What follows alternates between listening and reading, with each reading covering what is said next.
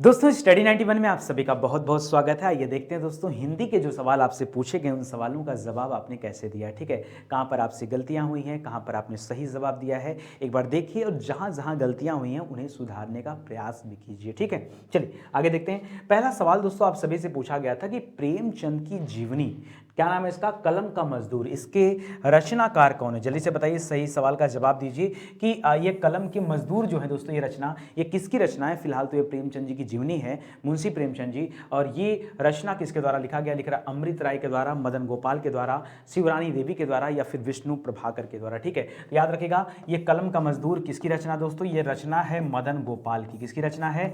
मदन गोपाल की रचना है, मुझे पता था। और आप लोग देख पा रहे होंगे कि मैं यहाँ पर जो भी प्रश्न आपसे खासकर से लेखक और उनकी रचनाओं से पूछ रहा हूँ वो थोड़ा सा लीक से हट करके पूछ रहा हूँ, क्योंकि मुझे पूरा उम्मीद है कि आपकी परीक्षा में ऐसे ही लीक से हट करके सवाल पूछे जाएंगे। ठीक है, तो यहाँ पर फिलहाल क्या हो जाएगा? मदन गोपाल आपका सही उत्तर हो जाएगा। ठीक है, आइए आगे बढ़ते हैं दोस्तों, अगला सवाल देखते हैं। करध्वनिमयी करके गिरि कंदरा कलित कानन के निकुंज को प्रस्तुत पंक्तियों में कौन सा अलंकार है? देखिए आप यहां पर भी क देख रहे हैं, क देख रहे हैं, क देख रहे हैं, क देख रहे हैं, और आपने पढ़ा है कि जब एक ही वर्ड की आवृत्ति, जब एक ही वर्ड की आवृत्ति क्या हो, बार बार हो, आवृत्ति बार बार हो, आवृत्ति बार बार हो, तब उसे क्या कहते हैं दोस्तों? उसे कहा जाता है अनुप्रास अलंकार। क्या कहते हैं? अनुप्रास अलंकार कहा जाता है। ठीक है, आपसे क्या पूछा भाई? अच्छा, आपसे अनुप्रास के अंदर जाके पूछ रहा है। ठीक है, अनुप्रास के अंदर अगर आप जाएंगे दोस्तों तो यहां पर आएगा वृत्त्यानुप्रास। क्या आएगा दोस्तों? वृत्त्यानुप्रास आएगा। क्यों दोस्तों वृत्त्यानुप्रास आएगा? तो बताइए,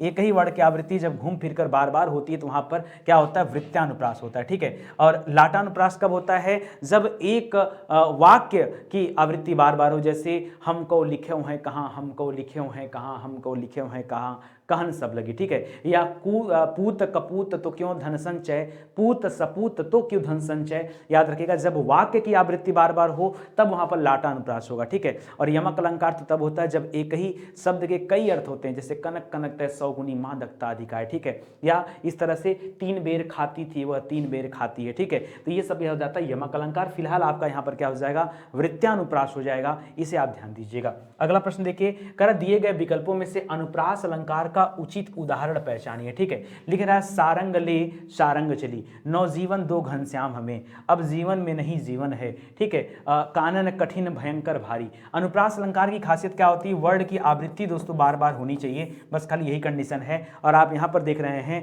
कानन कठिन, क यहाँ पर है, क यहाँ पर है, फिर भयंकर भारी। दोस्तों यहाँ पर वर्ड की आवृत्ति आ रही है तो यहाँ पर क्या आ जाएगा दोस्तों? यहाँ पर आ जाएगा आपका अनुप्रास अलंकार। क्या आ जाएगा? अनुप्रास अलंकार आ जाएगा, इसको ध्यान दीजिएगा। ठीक है, इसको अच्छे से पढ़िएगा। बाकी अगर मैं यहाँ बात करूँ सारंग ले सारंग चली, दोस्तों सारंग के कई मीनिंग होते हैं और यहाँ पर जब आप पढ़ेंगे तो आपको मिलेगा यमक अलंकार है। क्या है? यमक अलंकार। नवजीवन दो घनश्याम हमें। ठीक है, यहाँ पर क्या चिपका हुआ अर्थ नजर आता है, यहाँ पर श्लेष अलंकार हो जाएगा, इसे याद रखिएगा। ठीक है, जीवन में अब जीवन नहीं दोस्तों, जीवन का यहाँ पर अलग अलग मायने हैं, तो यहाँ पर भी आपका यमक अलंकार नजर आ जाएगा। ठीक है, तो याद रखिएगा, इस तरह से आप इसे करके चलिएगा। ऑप्शन नंबर 4 यहाँ पर क्या हो जाएगा? इस सवाल का सही उत्तर हो जाएगा। ठीक है, चलिए आगे बढ़ते हैं। अगला देखिए, मेरे तो गिरधर गोपाल दूसरो न कोई, जाके सिर मोर मुकुट मेरो पति सोई। ठीक है, तो याद रखेगा ये कथन किसका है? मीराबाई द्वारा गाया गया कथन है। किसका कथन है दोस्तों? ये मीराबाई का कथन है। और यहाँ पर आपसे पूछना क्या चाह रहा है? ठीक है, मीराबाई के अलावा दोस्तों आपसे क्या पूछना चाह रहा है? आपका कौन सा रस है?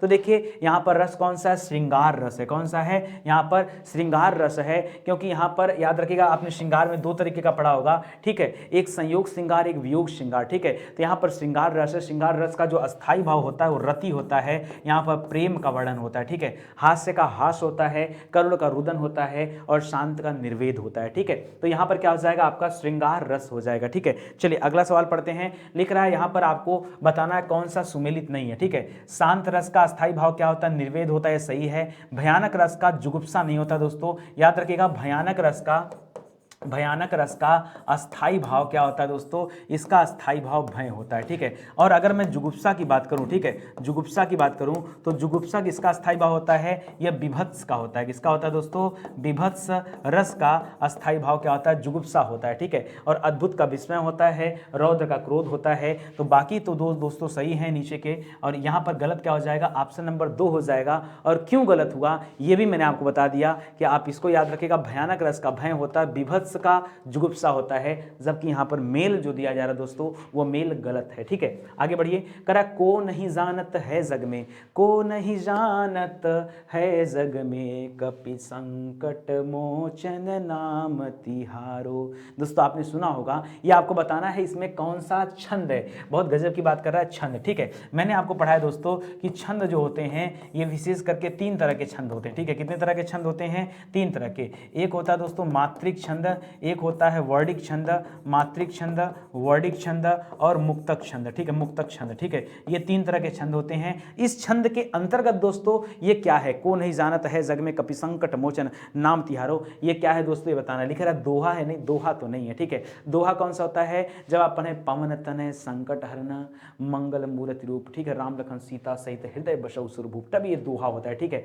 सालनी भी नहीं है, कुंडलिया भी नहीं है, ये है मत्त गयंद। क्या है दोस्तों? ये मत्त गयंद है। अब आपको पता होना चाहिए मत्त गयंद ही आता किसके अंतर्गत है? वर्ड मात्रिक के अंतर्गत आता है, वर्डिक के अंतर्गत आता है, किसके अंतर्गत आता है? तो याद रखें दोस्तों, ये आता है वर्डिक के अंतर्गत। ठीक है, मत्त गैंद दोस्तों किसके अंदर आता है?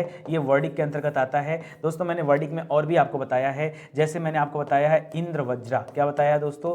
इंद्र वज्रा भी इसी के अंतर्गत आता है, उपेंद्र वज्रा भी इसी के अंतर्गत आता है, उपेंद्र वज्रा भी इसी के अंतर्गत आता है। ठीक है, सवैया भी दोस्तों इसी के अंतर्गत आता है, सवैया भी इसी के अंतर्गत आता है। इसी के अंतर्गत दोस्तों हरिगीतिका भी आता है, हरिगीतिका भी आता है। ठीक है, तो ये सब याद रखें दोस्तों, ये इसके टाइप्स हैं जो आपको याद रखना चाहिए, क्योंकि परीक्षा में यहाँ से बहुत सारे प्रश्न आपसे पूछे जाते हैं। ठीक है, तो इसको याद रखिएगा, ये मत्त गैंद का उदाहरण है, ये आप जरूर याद रखिएगा। मुझे पता है छंद से जो सवाल आपके परीक्षा में आएंगे उनको लेकर के आप थोड़ा सा कंफ्यूज रहते हैं, लेकिन अगर आप ये टेस्ट दे रहे हैं और आप वीडियोस देख रहे हैं तो निश्चित रूप से आपकी तैयारी बहुत बेहतर हो जाएगी। घबराने की जरूरत नहीं है, पेशेंस के साथ पढ़ाई करते रहिए और देखते चलिए। ठीक है, आगे देखिए, करा घनाक्षरी छंद है। अगर मैं कहूं घनाक्षरी दोस्तों किस प्रकार के छंद का उदाहरण है? घनाक्षरी। ठीक है, तब आप क्या बताएंगे दोस्तों? याद रखिएगा घनाक्षरी भी वर्डिक छंद का उदाहरण ही माना जाता है। इसको भी क्या माना जाता है? यह भी वर्डिक। अब देखिए, एक बार मैं चाह रहा हूं कि विस्तार से लिख दूं। ठीक है, विस्तार से लिख दूं। सबसे पहले हरिगीत का याद रखेगा, क्योंकि बार बार परीक्षा में यहाँ से प्रश्न बन रहा है, हरिगीत का याद रखेगा। दूसरा दोस्तों याद रखेगा इंद्र वज्रा। क्या याद रखेंगे? इंद्र वज्रा याद रखेगा। तीसरा दोस्तों याद रखेगा उपेंद्र वज्रा। ठीक है, उपेंद्र वज्रा याद रखेगा। ठीक है, चौथा दोस्तों याद रखेगा मत्त गैंद याद रखेगा, मत्त गैंद, मत्त गयंद याद रखेगा। ठीक है, मत्त गैंद याद रखेगा। पांचवा दोस्तों आप सवैया याद रखेगा, सोठा नहीं सवैया याद रखेगा। ठीक है, छठवां दोस्तों आप क्या याद रखेंगे? आप घनाक्षरी याद रखेगा। क्या? घनाक्षरी। ठीक है, ये सभी क्या होते हैं दोस्तों? ये आपके वर्डिक छंद के उदाहरण माने जाते हैं। किसके? वर्डिक छंद के उदाहरण माने जाते हैं। इसको आप अच्छे से याद रखिएगा, ये आपके लिए मोस्ट इंपॉर्टेंट है, इसको ध्यान दीजिएगा। परीक्षा में यहीं कहीं से आपसे प्रश्न पूछ लिया जाएगा, बाद में आप हो जाएंगे परेशान, आपको ज्यादा ध्यान देने की आवश्यकता है। चलिए आगे बढ़ते हैं। कर प्रस्तुत विकल्पों में से लोकोक्तियों को पहचानिए। कौन सी लोकोक्ति है? ठीक है, आ बैल मुझे मार, टेढ़ी उंगली से आचार निकालना, घाट घाट का जूस पीना, घाट घाट का पानी पीना होता है, तिल का लड्डू बनाना। दोस्तों आप बताइए यहाँ पर क्या हो जाएगा, कौन सा लोकोक्ति यहाँ पर सही है? तो याद रखिएगा, आ बैल मुझे मार मतलब जबरदस्ती विपत्ति के गले पड़ना। ठीक है, जबरदस्ती विपत्ति मोल लेना, ये क्या कहलाता है? आ बैल मुझे मार, ये सही है। टेढ़ी उंगली से घी निकालना दोस्तों आचार गलत है। घाट घाट का जूस नहीं पानी पीना होता है। तिल का लड्डू बनाना दोस्तों ये भी गलत है। ठीक है, तो याद रखिएगा, तिल का ताड़ करना होता है, तिल का लड्डू बनाना ये गलत है। तो बाकी तो 3 गलत ही लिखा रहा है, एक आपका सही है, वो क्या है? आ बैल मुझे मार। ठीक है, और याद रखिएगा इसका तात्पर्य क्या होता है?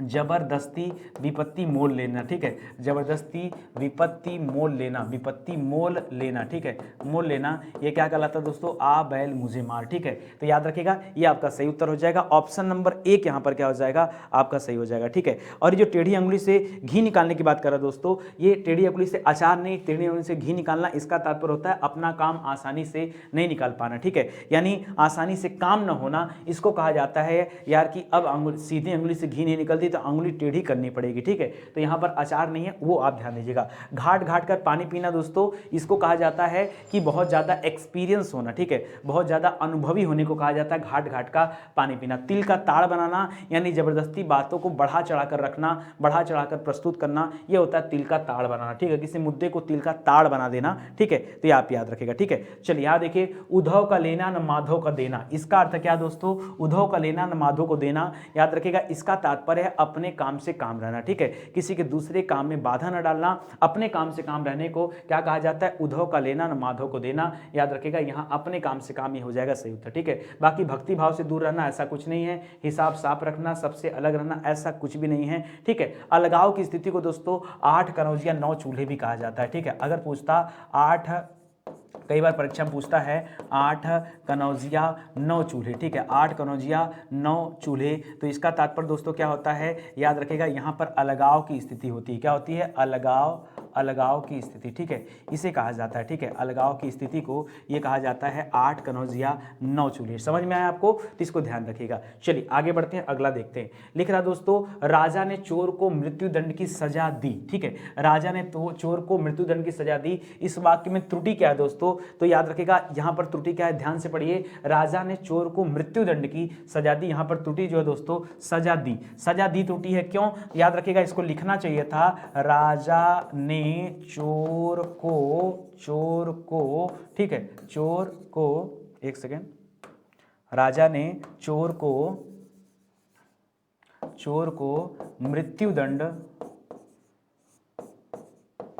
की सजा दिया, ना कि सजा दी, क्या होना चाहिए था, सजा दिया। बस केवल इतना सा पॉइंट है दोस्तों जो यहाँ पर क्या कर दे रहा है, इस वाक्य को अशुद्ध कर दे रहा है, गलत बना दे रहा है, ठीक है। तो याद रखिएगा यहाँ पर क्या हो जाएगा, मृत्युदंड दिया, सजा भी मत बोलिए। आहा, देखिए हमसे भी मिस्टेक हो गया, ध्यान दीजिएगा। यहाँ पर दोस्तों मैं इसको अलग पेन से कर दे रहा हूँ ताकि आपको याद हो जाए, ठीक है। यहाँ पे करिएगा, राजा ने चोर को, क्योंकि मृत्युदंड अपने आप में क्या है, सजा है, तो ये बोलने की जरूरत नहीं कि मृत्युदंड की सजा दिया, इसको बोलना चाहिए था मृत्युदंड दिया, डायरेक्ट इतना बोल दे, क्योंकि अनायास का जब व्यर्थ शब्दों का इस्तेमाल किया जाता है वाक्य में तो गलती होती है, इसे भी तो अशुद्धि कहते हैं। पता चला आपने दिया करके शुद्ध बना दिया, और मृत्युदंड तो ऑलरेडी सजा है ना, कारावास तो ऑलरेडी सजा है ना, ठीक है। तो याद रखिए फांसी ऑलरेडी सजा है ना, तो उसके लिए आप बोले जैसे प्रातः काल के समय में टहल रहा था, तो प्रातः काल का तात्पर्य समय है, फिर जब काल बोल रहे हो तो समय कहें बोल रहे हो, ठीक है, एक ही बात बोलिए, ये होता है इसका तात्पर्य, ठीक है। तो याद रखिएगा।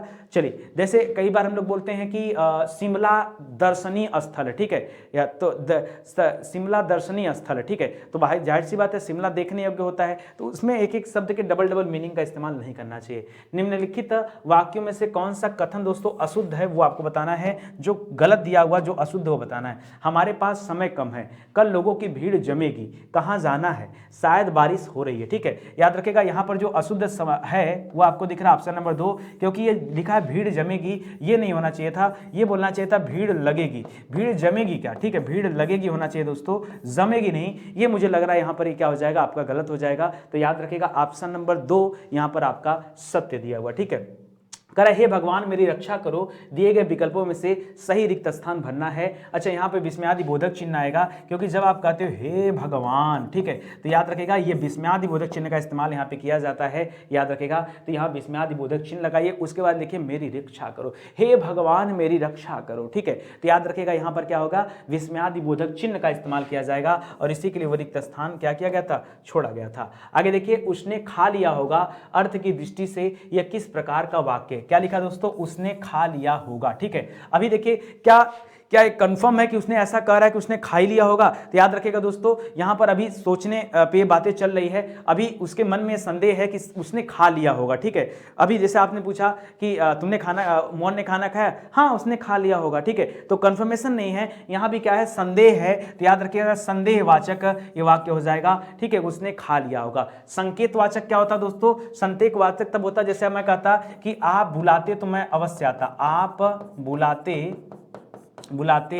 तो मैं अवश्य आता, ठीक है, मैं अवश्य आता, ठीक है। याद रखिएगा, तब यहां पर क्या हो जाता दोस्तों, ये संकेतवाचक हो गया, ठीक है। और अभी पीछे लिखा था हे भगवान मेरी रक्षा करो, ठीक है, यही लिखा था ना। तो याद रखिएगा हे भगवान, ये आपका विस्मयादि बोधक हो जाएगा, ठीक है, हे भगवान मेरी रक्षा करो, ठीक है। तब यहां पे आ जाएगा क्या दोस्तों, याद रखिएगा, तब हो जाएगा विस्मयादि बोधक। इच्छार्थक क्या हो जाता, इच्छार्थक तब होता जब मैं कहता कि आप सभी जो है पढ़ लिख कर अधिकारी बन जाओ। ये मैं तब ऐसा जब ऐसा वाक्य करता तब इच्छार्थक होता कि मैं अपनी इच्छा की बातें कर रहा हूं। तो यहां पर फिलहाल आपका ऑप्शन नंबर 3 दोस्तों ये क्या हो जाएगा, सही उत्तर हो जाएगा। ठीक है, चलिए आगे बढ़ते दोस्तों। लिख रहा प्रत्यंग में कौन सा समास है। प्रत्यंग में समास के लिए आप एक बार संधि विच्छेद कर लीजिए तो आपको मिलेगा यहां पर क्या मिलेगा, प्रतिधन अंग। प्रतिधन अंग बराबर क्या हो जाएगा, प्रत्यंग हो जाएगा। और जब आप संधि पता करेंगे तो पता चलेगा यहां पर यण संधि है। ठीक है, चलिए फिलहाल ये प्रति क्या दोस्तों, यही प्रति क्या हो जाएगा, ये उपसर्ग की तरह इस्तेमाल किया जा रहा है। या तो आप ऐसे समझ लो या तो आप इसको मान लो कि ये अव्ययी भाव समास है। क्या है,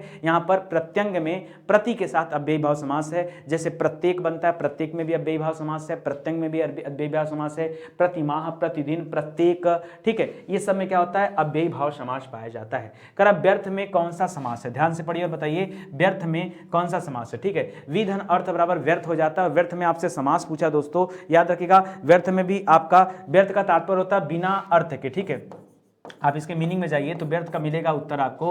व्यर्थ का तात्पर्य क्या है, बिना अर्थ के। ठीक है, बिना अर्थ के इसको क्या कहा जाता है, व्यर्थ कहा जाता है। और याद रखिएगा ऐसे में भी आपका क्या हो जाएगा, अव्ययी भाव समास ही निकल कर आएगा। ज्यादातर बच्चे फिर से कंफ्यूजन में ये व्यर्थ में लोगों ने तत्पुरुष समास कर दिया। याद रखिएगा तत्पुरुष समास नहीं होगा यहाँ पर क्या होगा, यहाँ पर भी आपका अव्ययी भाव समास ही होगा। ठीक है, इसको ध्यान दीजिएगा। चलिए आगे बढ़ते हैं दोस्तों, अगला देख लेते हैं कि अगला उत्तर क्या होगा। ठीक है, अच्छा चलिए यहाँ पर लिखा दोस्तों सत्याग्रह। सत्याग्रह का संधि विच्छेद क्या होता है, तो याद रखिए दोस्तों सत्याग्रह का संधि विच्छेद होता है सत्य धन आग्रह। क्या होता है, सत्य धन आग्रह। यहां से अ उठाते हैं, यहां से आ उठाते हैं, अ और आ मिलकर आ हो जाता है। और इस प्रकार से दोस्तों इसको हम लोग रखते हैं दीर्घ स्वर संधि के अंतर्गत। ठीक है, तो सत्य धन आग्रह बराबर क्या हो जाता है, सत्याग्रह हो जाता है। इसको याद रखिएगा। कई लोग यहाँ पर यण संधि का प्रयास करते नहीं, यण मत करिएगा, ऐसे आप दीर्घ संधि करिएगा, यही आपका क्या हो जाएगा, सही उत्तर हो जाएगा। ठीक है, चलिए आगे बढ़ते हैं दोस्तों। आगे लिख रहा है दोस्तों तथापि का संधि विच्छेद क्या है। ठीक है,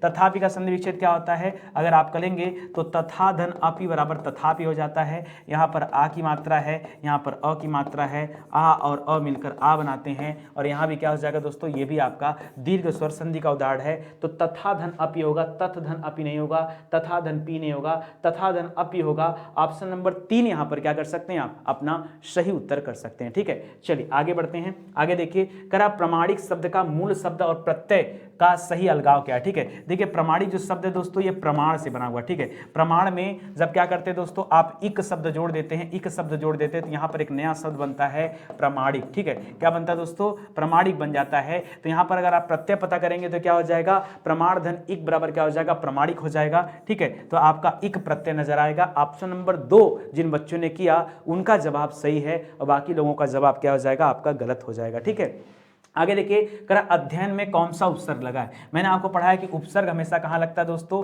उपसर्ग हमेशा लगता है प्रारंभ में, शुरुआत में लगता है। ठीक है, और अध्ययन में अगर आप संधि विच्छेद करोगे तो आपको अधि नाम का उपसर्ग नजर आएगा, अधि आएगा। आधि मत करिएगा, आधि नहीं होगा, अध्य नहीं होगा, अध नहीं होगा, अधि आएगा। ठीक है, अधिधन यन बराबर क्या हो जाता है, अध्ययन हो जाता है। यहाँ पर अधि उपसर्ग आएगा तो यहाँ पर क्या हो जाएगा, और संधि भी कौन सी निकल के आएगी दोस्तों, तो आपकी यण संधि निकल के आएगी, अध्ययन। ठीक है, याद रखिएगा ये आपका सही उत्तर हो जाएगा। तो अधि जो है ये आपका राइट आंसर हो जाएगा। ठीक है, इससे बहुत सारे बन सकते हैं, इससे अधिकार हो गया, अधिसूचना हो गया, अध्ययन हो गया। ठीक है, अध्युड़ा हो गया, ये सब होते हैं। ठीक है, आगे देखिए, लड़के ने पुस्तक पढ़ी, वाक्य का काल क्या है, लड़के ने पुस्तक पढ़ी है। ठीक है, अब देखिए पढ़ी है बोला है तो जाहिर सी बात है वर्तमान ही होगा, लेकिन कैसा वर्तमान ये आपको बताना, सामान्य होगा या पूर्ण होगा या संदिग्ध होगा या फिर संभाव्य होगा, कैसा वर्तमान काल होगा। तो लिख रहा है लड़के ने पुस्तक पढ़ी है। एक बात बताइए यहाँ पे क्या दिख रहा है, लड़के ने पुस्तक पढ़ी है, तात्पर्य क्या है, लड़का जो है दोस्तों पुस्तक पढ़ चुका है। ठीक है, तो यहाँ पर क्या है, पूर्ण यानी मामला समाप्त हो चुका है, पूर्ण वर्तमान काल होगा। ठीक है,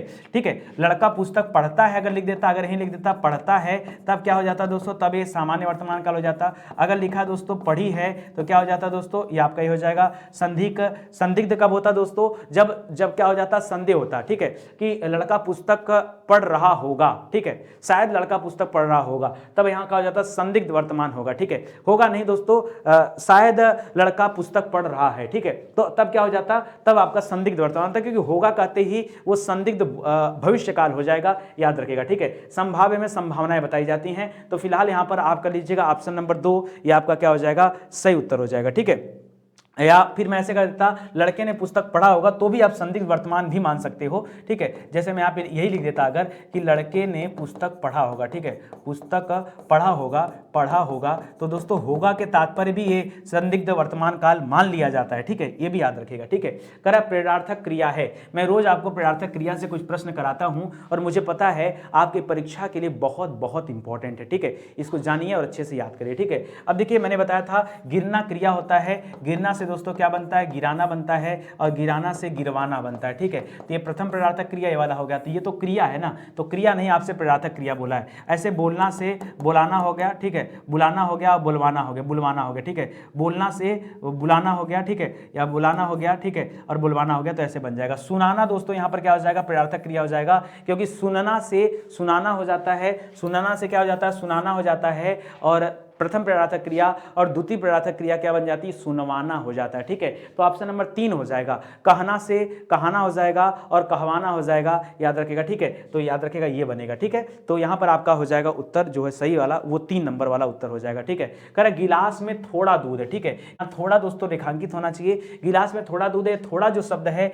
ये विशेषण का कौन सा भेद है दोस्तों, तो थोड़ा दोस्तों ये स्पेशली परिमाणवाचक का भेद होता है, ठीक है, किसका दोस्तों, याद रखिएगा, ये परिमाणवाचक का भेद होता है। और क्या होता है परिमाणवाचक, याद रखिएगा, जहां पर मापने तौलने की बातें आती हैं वो हमेशा परिमाणवाचक के अंतर्गत लिया जाता है। परिमाणवाचक भी 2 तरीके का होता है, एक होता है निश्चित परिमाणवाचक, एक होता है अनिश्चित परिमाणवाचक, ठीक है, निश्चित और अनिश्चित 2 बातें होती हैं। तो याद रखिएगा निश्चित परिमाणवाचक में क्या होता है, जहां निश्चित हो, जैसे 1 गिलास दूध देना निश्चित है, 2 गिलास दूध देना, 1 लीटर दूध देना, 5 लीटर दूध देना, ये निश्चित है। लेकिन थोड़ा दूध देना, थोड़ा ज्यादा देना, थोड़ा कम देना, थोड़ा मतलब कितना, थोड़ा मतलब कितना कम, थोड़ा ज्यादा मतलब कितना ज्यादा, याद रखिएगा, तो ये अनिश्चित परिमाणवाचक का उदाहरण है। फिलहाल आपसे यहाँ पर खाली पूछ रहा है कि कौन सा आएगा, तो यहाँ परिमाणवाचक कर लीजिएगा। अगर और अंदर जाके पूछना चाहता तो आप और अंदर जाके भी अपना उत्तर बता सकते हैं, ठीक है।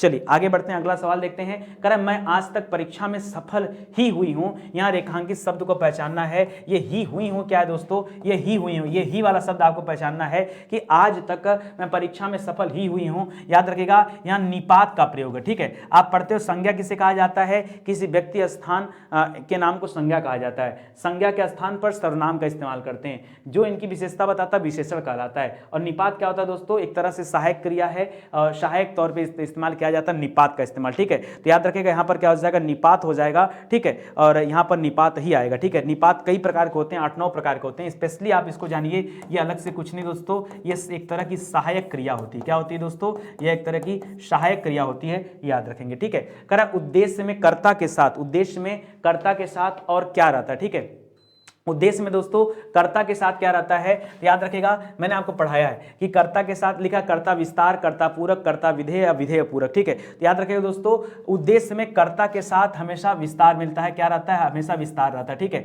वैसे अगर आप किसी वाक्य की बात करेंगे तो वाक्य में 2 चीजें होनी जरूरी है, ठीक है। एक तो सब्जेक्ट यानी कर्ता का होना जरूरी है, दूसरा प्रेडिकेट यानी कि विधेय का होना जरूरी है, ठीक है। तो कर्ता और विधेय आपके लिए मोस्ट इंपॉर्टेंट है, लेकिन ये प्रश्न थोड़ा सा अलग है, ज्यादातर बच्चे यहाँ पर विधेय किए हुए थे या कर्ता विधेय किए हुए थे, ऐसा नहीं दोस्तों। उद्देश्य में कर्ता के साथ और क्या रहता है दोस्तों, तो याद रखिएगा। अच्छा एक चीज और मैं यहां बताना चाहूंगा दोस्तों, कर्ता के साथ विस्तार, कैसे विस्तार भी होना जरूरी है, ठीक है। ये कर्ता के सेगमेंट में ही आपसे पूछ रहा है, ये विधेय के सेगमेंट में नहीं पूछ रहा था, इसलिए जो बच्चे यहां पर ऑप्शन नंबर 3 का प्रयोग किए हैं दोस्तों, यहां पर उनका उत्तर क्या हो जाएगा, आपका गलत हो जाएगा, ठीक है। जैसे मैं आपको कुछ चीजें बताना चाहता हूं, मान लीजिए मैंने एक एग्जाम्पल लिया, राहुल खेलता है, क्या एग्जाम्पल लिया, राहुल खेलता है, ठीक है। तो यहां पे राहुल क्या दोस्तों, राहुल आपका हो गया कर्ता, राहुल का कर्ता, और ये काम क्या कर रहा है दोस्तों, तो खेलता है, तो खेलना क्या हो जाएगा, ये विधेय हो जाएगा। तो आपने इसी पे सोच लिया होगा कि कर्ता और विधेय 2 भागों में बटा होगा, ठीक है, ऐसा आपके विचार में आया होगा, तो याद रखिएगा। लेकिन विधेय अलग चीजें हैं, ठीक है, इसको याद रखिएगा। और इस वाक्य में जैसे मैं आपसे कह दूं, मान लीजिए एक और एग्जांपल दूं कि परिश्रम करने वाला व्यक्ति सदा सदा सफल होता है। मान लीजिए का एग्जांपल दिया,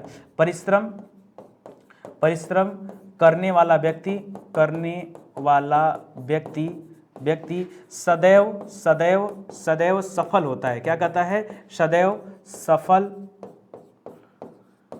होता है, ठीक है। जो व्यक्ति परिश्रम करता है वो व्यक्ति क्या होता है, सदैव सफल होता है। अगर मैं कहा तो यहां पर देखिए कर्ता भी दिया और कर्ता का विस्तार भी दिया है, ठीक है। तो ये प्रश्न आपका यहां से न टच होकर के दोस्तों, ये प्रश्न पूछने का सेंस यहां से था, तो ही आप लोगों ने क्या कर दिया, आपसे मिस्टेक हो गया। परीक्षा में अगर ऐसा बनता है तो थोड़ा ध्यान दीजिएगा और अच्छे से जवाब दीजिएगा, ठीक है। चलिए, दिए गए शब्दों में से नित्य एकवचन में प्रयोग होने वाला, कल दोस्तों मैंने आपको बहुवचन बताया था कि कौन ऐसे हैं जो हमेशा बहुवचन में इस्तेमाल किए जाते हैं, तो मैंने आपको एग्जाम्पल स्वरूप बहुत सारी बातें बताया था, जैसे मैंने बताया था प्राण, मैंने बताया था बाल, मैंने बताया था केस, मैंने बताया था क्या और क्या बताया था, मैंने बताया था हस्ताक्षर, हस्ताक्षर, ठीक है, मैंने बताया था अक्षत, मैंने बताया था भाग्य, ठीक है, भाग्य, याद रखिएगा। ये सभी चीजें क्या थी दोस्तों, ये सभी क्या कहलाते हैं, मैंने बताया था समाचार, ठीक है। तो ये जो चीजें होती है दोस्तों, ये क्या कहलाता है, ये सदैव बहुवचन में प्रयोग किया जाता है। लेकिन यहां पूछा है आपसे कि ऐसा कौन है जो नित्य एकवचन में प्रयोग होने वाला कौन सा शब्द नहीं है, कौन सा शब्द नहीं है जो नित्य एकवचन में प्रयोग होता है। तो देखिए यहां पर जो हस्ताक्षर दे रहा है ये नित्य बहुवचन में प्रयोग होता है, इसका प्रयोग एकवचन में नहीं किया जाता। बाकी जनता, आकाश और पानी का प्रयोग क्या किया जाता है, इनका प्रयोग नित्य एकवचन में किया जाता है। जैसे जनता हो गया, पानी हो गया और क्या हो गया, आपका आकाश हो गया, ठीक है, आपका आकाश हो गया दोस्तों। तो याद रखिएगा दोस्तों ये क्या हो जाएगा, ये आपका सही उत्तर हो जाएगा, ठीक है। ये क्या हो गया भाई, ठीक है, तो याद रखिएगा और आकाश हो गया, ठीक है। ये आपका क्या होता है दोस्तों, इनका इस्तेमाल नित्य एक वचन में किया जाता है, नित्य एक वचन में ही किया जाता है, ठीक है। अच्छा एक चीज और बताना चाहूंगा, ये जितने भी द्रव्य होते हैं ना, जो लिक्विड आइटम होते हैं, ये सभी लिक्विड आइटम क्या होते हैं दोस्तों, अक्सर करके इनको क्या माना जाता है, एक वचन के अंतर्गत ही रखा जाता है, जितने भी लिक्विड आइटम होते हैं वो, ठीक है, लिक्विड आइटम खास करके, ठीक है। आगे बढ़िए, कह रहा निम्नलिखित में से शब्दों में से कौन एक स्त्रीलिंग है, उसकी पहचान करना जो एक स्त्रीलिंग है, ठीक है। लिख रहा है दूध हो गया, मक्खन हो गया, मट्ठा हो गया, छाछ हो गया, ठीक है। तो याद रखिएगा दूध, मक्खन, मट्ठा ये जो होते हैं दोस्तों, ये आपके पुल्लिंग होते हैं। क्या होते हैं दोस्तों, ये आपके पुल्लिंग होते हैं। और आपसे पूछा कौन सा स्त्रीलिंग है ना, तो छाछ दोस्तों याद रखिएगा, छाछ को हम स्त्रीलिंग मानते हैं। छाछ को क्या मानते हैं, इसको स्त्रीलिंग माना जाता है। बाकी दूध वगैरह जो लिक्विड आइटम है इनको पुल्लिंग माना गया, ठीक है। अच्छा मैं आपको बता दूं दोस्तों, जैसे पुल्लिंग में और भी चीज याद रखिएगा, जैसे मान लीजिए पानी दे दिया आपसे, जैसे आपसे घी दे दिया, जैसे पानी हो गया, घी हो गया, ठीक है, या फिर और कोई लिक्विड आइटम हो गया, कुछ बताइए, आप भी बताइए, ठीक है। जैसे आपसे शरबत पूछ लिया, ठीक है, तो ये सभी आइटम क्या होते हैं दोस्तों, ये सभी आपके पुलिंग माने जाते हैं, ठीक है। या फिर एक और लिख दीजिए रायता, रायता ये पुलिंग माने जाते हैं। लेकिन कुछ और भी ऑप्शन है जिनको अक्सर स्त्रीलिंग में लिया जाता है, और स्त्रीलिंग वाला आपसे आपकी परीक्षा में खूब पूछा जाता है, ठीक है। तो मैं चाहूंगा कि आप स्त्रीलिंग वाला भी जानिए कि किसे किसे स्त्रीलिंग में रखा जाता है, ठीक है। जैसे अपवाद के लिए, अब देखिए ये स्त्रीलिंग वाले जो होते हैं ना, ये अपवाद होते हैं, अपवाद की वजह से ये लोग ध्यान नहीं दे पाते। चाय आपका स्त्रीलिंग होता है, ठीक है, चाय आपका क्या है, स्त्रीलिंग होता है। स्याही दोस्तों याद रखिएगा, क्या हो जा रहा है बार बार भाई, ठीक है, स्याही दोस्तों याद रखिएगा, स्याही आपका स्त्रीलिंग हो जाता है। और शराब, शराब ठीक है, ये भी आपका स्त्रीलिंग हो जाता है। तो आप इसको याद रखिएगा, ये आपके लिए क्या है, मोस्ट इंपॉर्टेंट है, ठीक है। इसको अच्छे से पढ़िए और ध्यान देने का प्रयास कीजिए। चलिए आगे बढ़ते हैं, अगला सवाल देखते हैं। आगे लिखा है समुद्रगुप्त भारत का नेपोलियन था। यहाँ नेपोलियन जो है दोस्तों, ये किस प्रकार का उदाहरण है, समुद्रगुप्त भारत का नेपोलियन था। ये नेपोलियन दोस्तों कैसा उदाहरण है, याद रखिएगा, जातिवाचक है, ठीक है। क्या है दोस्तों, जातिवाचक है, ठीक है, क्योंकि बहुत वीर पुरुष को इस तरह की संज्ञा दी जाती है, तो ये जातिवाचक जो संज्ञा दोस्तों, ये उसका उदाहरण बनता है, भाव नहीं। व्यक्ति से पर्टिकुलर किसी व्यक्ति की बात करते हैं, ठीक है, अकबर महान राजा था, ठीक है, तो व्यक्ति की बात होती है, ठीक है, याद रखिएगा। उसी तरह से भाव अलग होता है, समूह अलग होता है। यहां पर जो उत्तर होगा दोस्तों, ये आपका जातिवाचक संज्ञा होगा, तो यहां आपका ऑप्शन नंबर 2 हो जाएगा। कह रहा इनमें हाथी का समानार्थी शब्द कौन सा नहीं है, आपसे पूछा दोस्तों कौन सा हाथी का समानार्थी नहीं है, ठीक है। अगर मैं हाथी की बात करूं तो याद रखिएगा, हाथी को दोस्तों, हाथी को क्या कहा जाता है, करी भी कहा जाता है,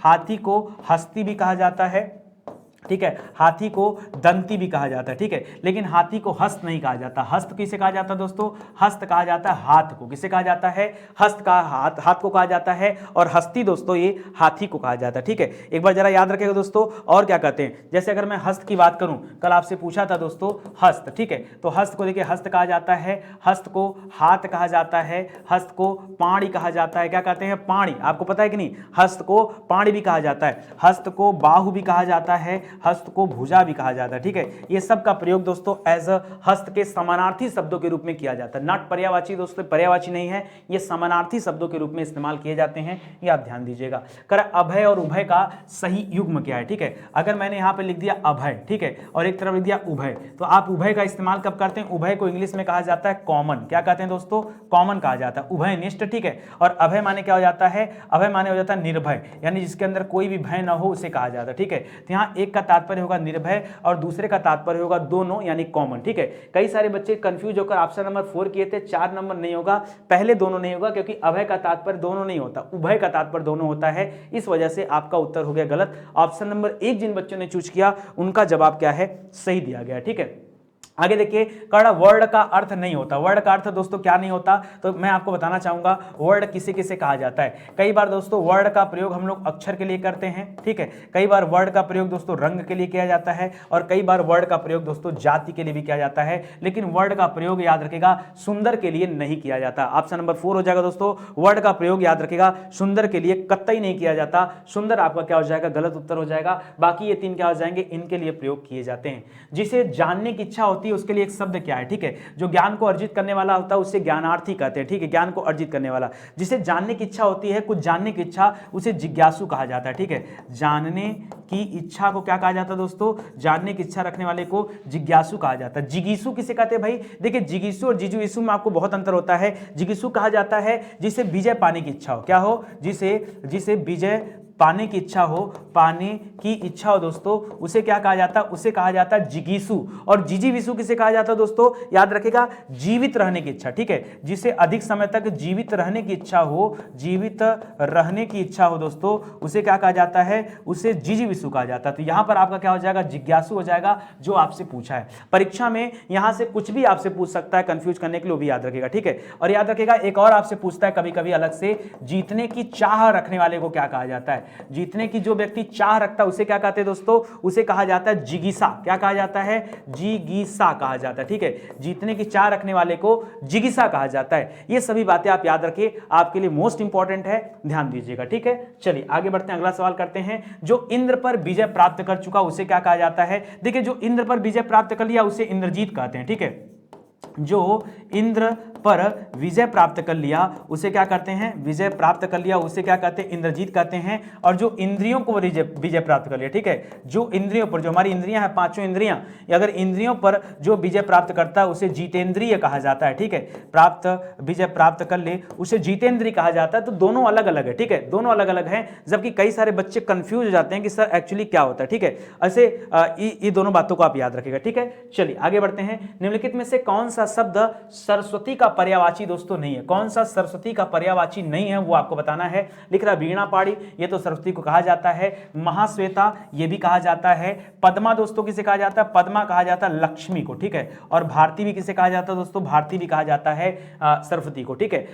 पद्मा किसे कहा जाता है दोस्तों, पद्मा लक्ष्मी को कहा जाता है। आइए मैं आपको बता देता हूं लक्ष्मी को और क्या क्या कहते हैं। हो सकता हो परीक्षा में कुछ ज्यादा बातें पूछ दे, ठीक है। जैसे लक्ष्मी को पद्मा भी कहते हैं, क्या कहते हैं दोस्तों, लक्ष्मी को पद्मा भी कहा जाता है। इसके अलावा लक्ष्मी को कमला भी कहा जाता है, ठीक है, कमला भी कहा जाता है। लक्ष्मी को याद रखेगा इंदिरा भी कहा जाता है, इंदिरा, ठीक है। ये शायद आप लोगों को नहीं पता होगा लेकिन जानते रहिए, इंदिरा भी कहा जाता है। लक्ष्मी को समुद्रजा भी कहा जाता है, क्या कहते हैं, समुद्रजा भी कहते हैं, ठीक है। ये सब याद रखिए, एकदम एंटिक एंटिक चीजें बता रहा हूं, ठीक है। और ये भगवान श्री कृष्ण की प्रिय हैं, इसीलिए इनको हरि प्रिया भी कहा जाता है, क्या कहते हैं, हरि प्रिया भी कह सकते हैं, ठीक है। इसके अलावा इनको श्रीरोध भी कहा जाता है, श्रीरोध भी कहा जाता है, ठीक है। तो ये सभी नाम दोस्तों याद रखेगा लक्ष्मी के हैं। इसी तरह से सरस्वती को बीड़ा पाड़ी, सरस्वती, महाश्वेता, भारती, ठीक है, हंसवाहिनी, ज्ञानदायिनी, शारदा, बागेश्वरी, ये सभी नाम किसका है, ये माता सरस्वती का नाम होता है। तो इसको भी याद रखने का प्रयास कीजिएगा। समझ में आया नहीं आपको, ठीक है। चलिए बढ़िया है, आगे बढ़ते हैं, अगला सवाल देखते हैं। लिख रहा है चांदनी का पर्यायवाची कौन सा नहीं है, ठीक है। अच्छा मैं आपको बता ही देता हूं, चांदनी और चांद में बहुत सारे बच्चे कंफ्यूज हो जाते हैं, ठीक है। एक है चांदनी, दूसरा दोस्तों चांद, ठीक है। चांदनी चांद में अंतर क्या होता है देखिए, ठीक है। अगर मैं चांदनी की बात करूं दोस्तों तो चांदनी को याद रखेगा कौमुदी कहा जाता है। चांदनी को ज्योत्सना कहा जाता है, ज्योत्सना, ठीक है। चांदनी को चंद्रा तप कहा जाता है, चंद्रा तप कहा जाता है। यहां पे लिखा हुआ जो मयंक है दोस्तों, मयंक चांद को कहा जाता है। शशिकांत कहा जाता है चांद को, ठीक है, याद रखेगा, ठीक है। चांद को चंद्रमा कहा जाता है, ठीक है, ठीक है।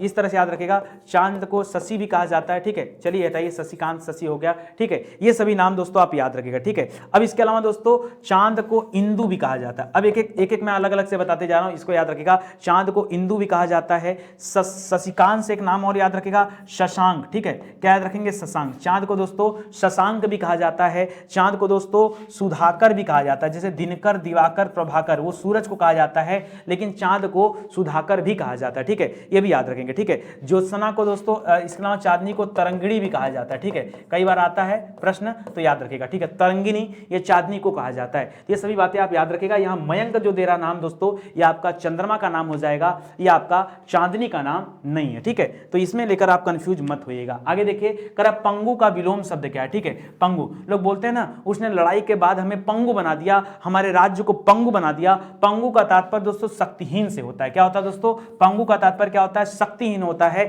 याद रखेगा शक्तिशाली का विलोम ही क्या हो जाता है? शक्तिहीन हो जाता है। लेकिन लेकिन लेकिन लेकिन एक बात और मैं आपको बता दूं, अभी इसको मत करिए, इससे बेटर एक ऑप्शन मिल जाएगा दोस्तों। पंगु माने होता है कमजोर। मैं बता दूं पंगु, जैसे मान लीजिए सिकंदर ने जो है हमला किया जब राजा पोरस के ऊपर, तो उसके राज्य को पंगु बना दिया, कमजोर बना दिया, ठीक है। तो पंगु का तात्पर्य क्या होता है दोस्तों? कमजोर होता है, ठीक है। तो कमजोर के लिए दोस्तों अगर आप यहां शक्तिहीन यूज करते हो तो शक्तिहीन का विलोम अगर देखेंगे तो शक्तिशाली हो जाता है। शक्तिहीन का विलोम क्या हो जाएगा? शक्तिशाली हो जाएगा। आप पंगु के लिए दोस्तों आप इस्तेमाल कर सकते हैं सुडौल, ठीक है। सुडौल यानी मजबूत, यानी सुडौल का उल्टा क्या हो जाएगा?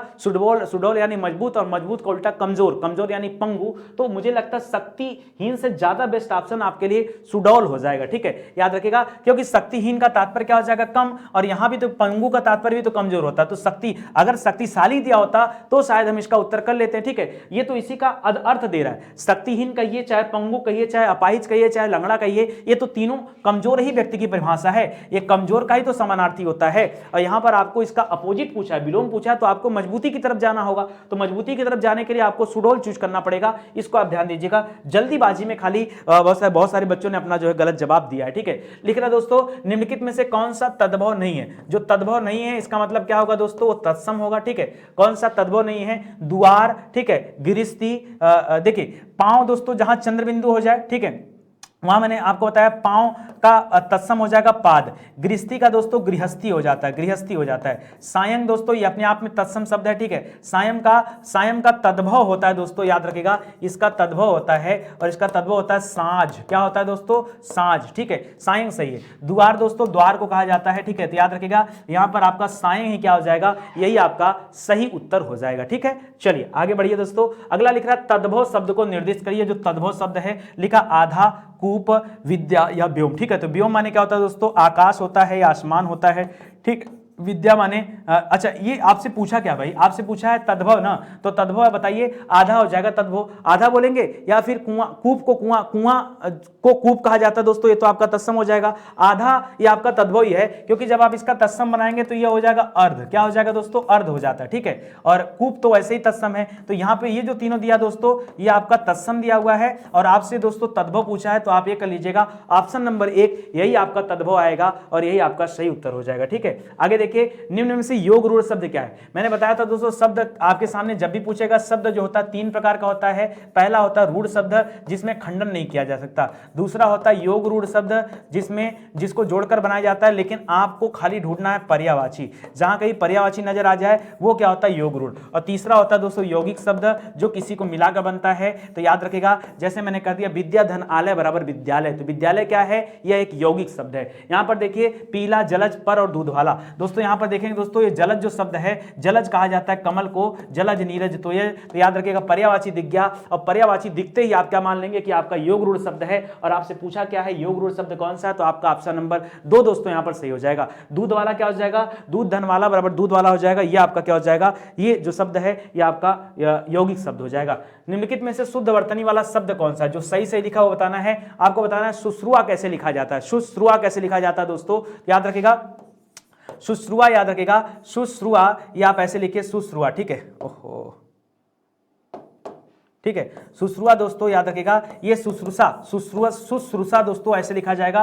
पहले बड़ा सा आएगा, फिर श्र वाला आएगा, श्र इस पे बड़ू की मात्रा होगी, और फिर खटकोड़ आएगा। शुश्रुआ याद रखेगा, ये ऑप्शन नंबर 1 वाला सही करेगा। ब्रज भाषा का विकास दोस्तों किससे हुआ? ब्रज भाषा का विकास किससे हुआ है? ये आपसे अच्छा खासा सवाल पूछा जाता है। याद रखेगा ब्रज भाषा का विकास ये सौरसेनी से हुआ है। सौरसेनी आपके मथुरा वाले बेल्ट में दोस्तों बोली जाती है, मथुरा में, और मथुरा वाले बेल्ट से बिलोंग करती है कौन सी? ब्रज भाषा। तो इसको आप याद रखेगा। आइए दोस्तों मैं चाह रहा हूं कि आपके कंफ्यूजन को दूर करते हुए यहां पर कुछ अच्छी बातें आपको बता दूं, ठीक है, जो आप शायद नहीं जानते, ठीक है। जैसे अगर मान लीजिए कभी भी पूर्वी हिंदी बोलियों की बात हो रही है, ठीक है, पूर्वी हिंदी बोलियों की बात हो रही है तो याद रखिएगा पूर्वी यानी उत्तर प्रदेश का पूर्वी हिस्सा, ठीक है। पूर्व का हिस्सा मतलब आप आ जाइए सीधे बिहार वाले बेल्ट की साइड, ठीक है। तो इधर साइड पूर्व के तरफ आएंगे तो आपको मिलेगा अवधि, आपको मिलेगा दोस्तों बघेली, ठीक है, अवधि बघेली, और आपको मिलेगा छत्तीसगढ़ी, ठीक है, छत्तीसगढ़ी, ठीक है। ये तीन दोस्तों याद रखेगा, सॉरी पूर्वी बोला ना, आप उधर जाएंगे तो पश्चिम होगा, इधर, हाँ ठीक है,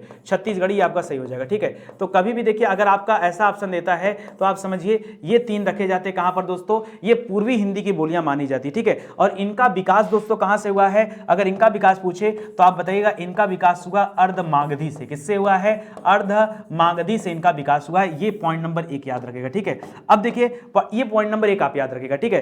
पॉइंट नंबर 2 क्या याद रखेंगे दोस्तों, जैसे कभी कभी पूछता है एक भाषा आती पंजाबी, क्या आती दोस्तों, पंजाबी, सुना ही होगा आपने, ठीक है। या फिर मैंने एक अलग से ले लिया, पंजाबी ले लिया, या फिर लहदा दे दिया, ठीक है, लहदा, ठीक है। तो याद रखेगा ये जो होता है दोस्तों, ये किससे विकसित हुआ है, कभी अगर इसके बारे में परीक्षा में पूछ दे, जैसे उसके बारे में आज पूछ रहा है, ऐसे पंजाबी और लहदा पूछ दे, तो याद रखेगा ये पैसाची नामक अपभ्रंश से पैदा हुए हैं। किससे, ये पैसाची नामक जो अपभ्रंश है दोस्तों, इनका जन्म उससे हुआ है, ठीक है। इसी तरह से एक और लिखिए दोस्तों, एक और लिखिए, आपके लिए वो भी इंपॉर्टेंट है, हो सकता हो परीक्षा में आ जाए। जैसे अगर मान लीजिए आपसे ले दिया परीक्षा में बिहारी, कि भाई जो बिहारी बोली है दोस्तों उसका विकास किससे हुआ, या तो बिहारी लिख दे, या तो आपका बंगाली लिख दे, बंगाली लिख दे, या तो आपका उड़िया लिख दे, उड़ीसा में जो बोली जाती है उड़िया भाषा, बंगाल में बोली जाने वाली बंगाली भाषा, या असम में बोली जाने वाली असमिया भाषा, ठीक है। अगर इसकी बात कर दे कि ये किस अपभ्रंश से विकसित है दोस्तों, तब आप क्या बताएंगे, ये बताएगा ये मागधी से, जो मागधी था दोस्तों